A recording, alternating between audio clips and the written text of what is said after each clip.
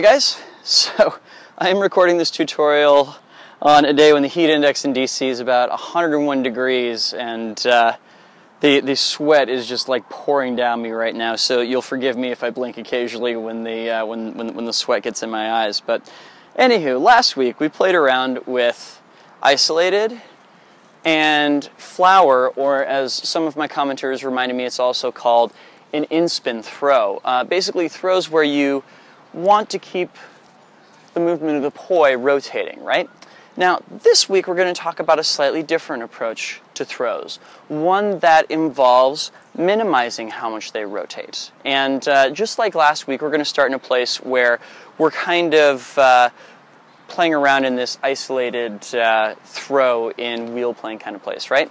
Now, you may remember from last week, the way we initiated our isolated throws was we would start off with the poi rotating reverse, and when the poi head was straight out away from our body, we would either just let go of the tether or we would give the handle just kind of a little flick straight down, and that would initiate a rotation that would basically switch the point of momentum from being the head of the poi to the handle of the poi, and it would rotate around to land back in our waiting hand, right?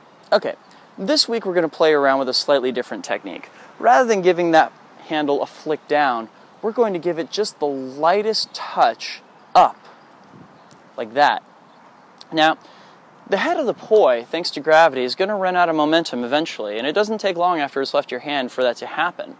But what you can do to complement that is give the handle of the poi just a hair bit of momentum, and this takes a little bit of practice to find, but you can actually give it just about as much momentum as the head has, and it'll cause it to go up in midair in what's called a float throw.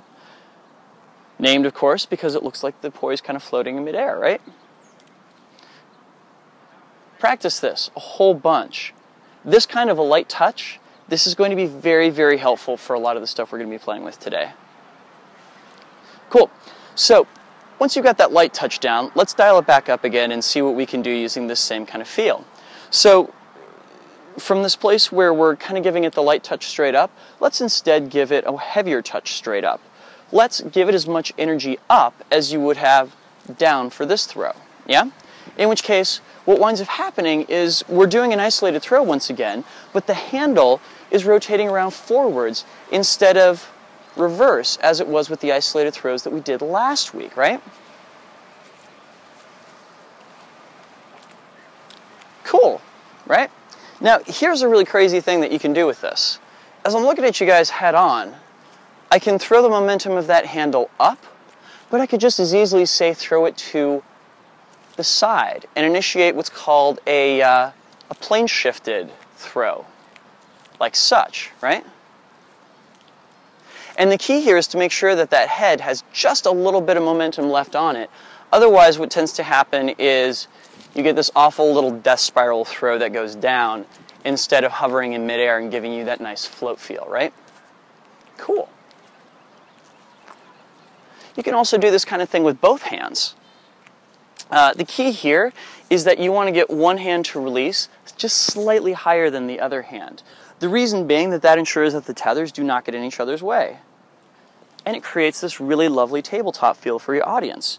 You can also, if you so choose, initiate some of these throws in such a way that it switches which side of your body each poi is on, in which case you get kind of a nice behind the back catch going on there.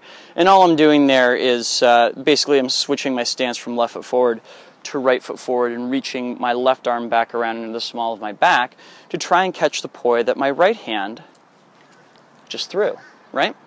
Cool.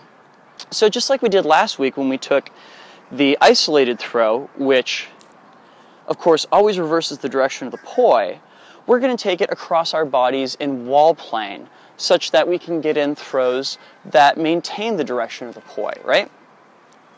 So this is the one we learned last week, the flower or in-spin throw. This week what we're going to learn there is what's called a no-beat throw. Now, a no-beat throw is kind of a misnomer. The poi is still rotating, but it doesn't rotate any more than it would have if it were still in your hands, right?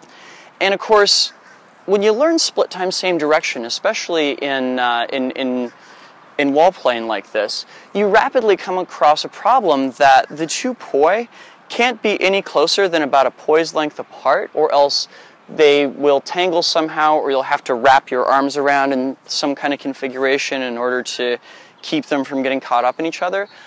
No-beat tosses are a great way to kind of escape this and essentially keep the movement of the poi constant in front of you. Right? Now, the most essential element to a no-beat toss is that one hand is on top and one hand is on bottom. And it doesn't really matter which one starts on top and which one starts on bottom. But whichever one is on bottom, that moment when you would reach under the other hand, say if you were in a weave and I was going to reach my right hand under to go into this reverse weave right here, you're going to take that as an opportunity to do a toss that has a very similar feeling to that float toss that we started with. The difference being that rather than release it when the poi head is straight out to the side, you're going to release it when it's more on kind of a diagonal, right? And when that happens, it's just going to lightly float over your hand, and you should be able to catch it on the other side of your body, right? Of course, you want to learn it with both hands, so this time around you want to take it from a place where, say, well, I guess, yeah, coming from a reverse weave, for instance, you would be looking for that point when your left hand is going to come on top of it, and once again, release it and let it go over your right hand. You can even stagger these together one after each other, such that